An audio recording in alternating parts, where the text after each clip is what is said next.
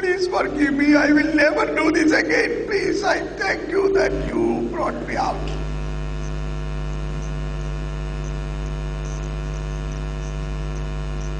Did he do any work?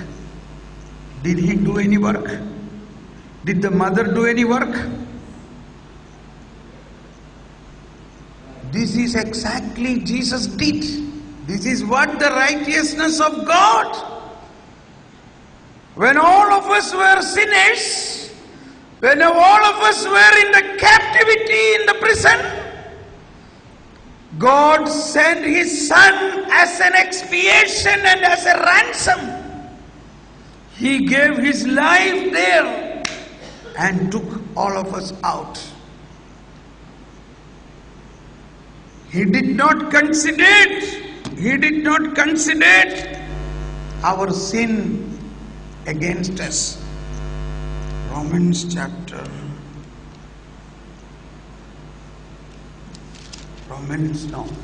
Second Corinthians 5:19. 2 Corinthians 5:19. 2 Corinthians 5:19. Let me see if that is right.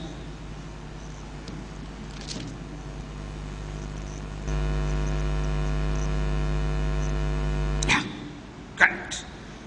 2 Corinthians 5:19 says, God was reconciling the world to Himself in Christ, everybody, not counting their transgressions, not counting their trespasses against them, not counting their trespasses against them, entrusting to us the message of reconciliation. He did not count their trespasses, but He sent His Son as a ransom to justify us.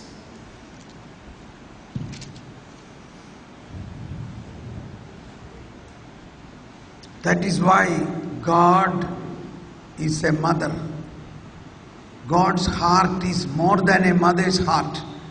That's why Isaiah said, even if a nursing mother abandon, I will not abandon. So, such great is the compassion and mercy of God towards a sinner. That is the righteousness of God. And that is what Abraham believed. Coming back to Abraham, Romans chapter 4, Abraham believed. Now, I must remind you every time, Abraham believed is not the credit of Abraham. How could Abraham believe? It was given to him as a gift. Faith was given to him as a gift. So in that gift, the content of that gift inside was such a content that he could believe God justifies the ungodly. God justifies a sinner without any work.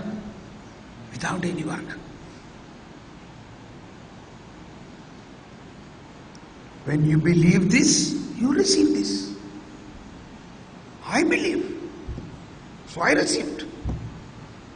I am a sinner, but I am a child of God.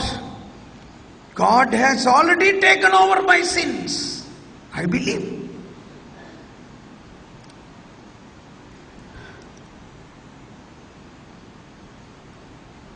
Now, big confusion. How many of you feel confused? Don't raise your hand. If you feel confused, you only say, "Oh Holy Spirit, give me that wisdom and understanding." Say, "Oh Holy Spirit, give me that wisdom and understanding." You know, there are two types of people. Pharisees are self-righteousness.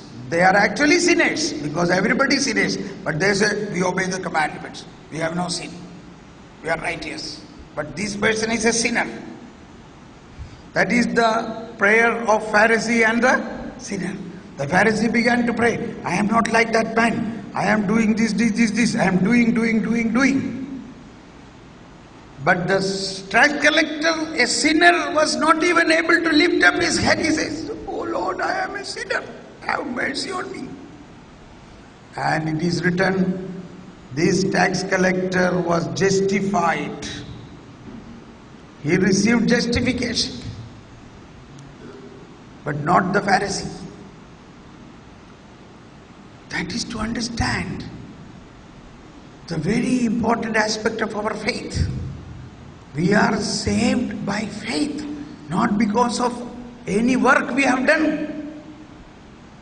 That God has come. Now we go to the Old Testament, go to the real core of the matter, that the sin has come in the world. Everybody, raise your hand. Hallelujah. Sin came in the world how? Because of the original sin. Is it my fault?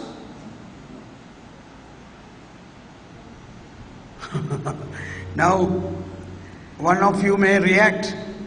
The way Thomas Paul is speaking, that he says everybody keep doing sin, no problem.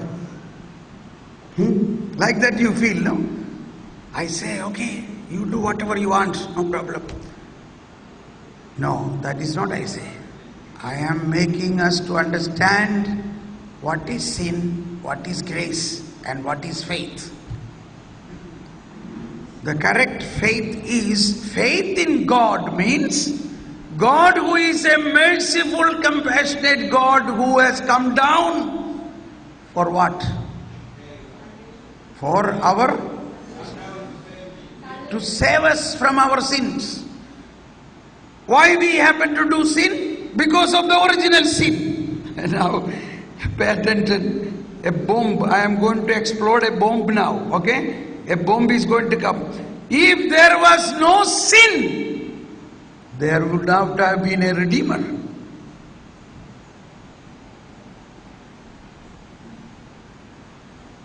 Yes or no? So why the Redeemer came? Because of the sin. So what is good? Redeemer or sin? Redeemer. But the Redeemer, why he came? Because of the sin. So if sin was not there, Redeemer would not have been there. There was no need of Redeemer.